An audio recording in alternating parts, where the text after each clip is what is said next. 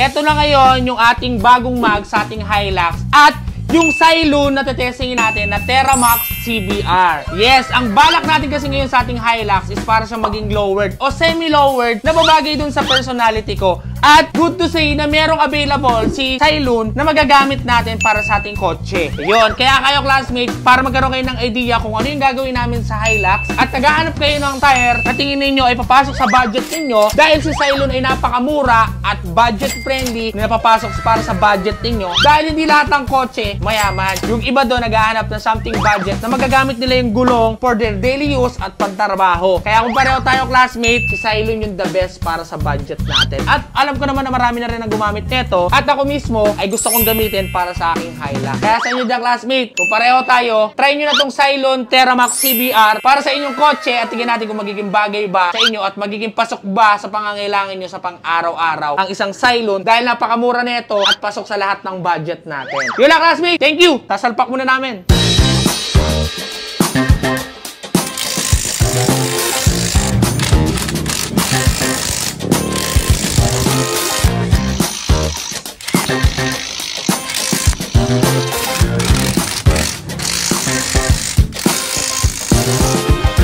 Hey girl, I saw you sitting round, don't be wasting time. I wanna see your smile.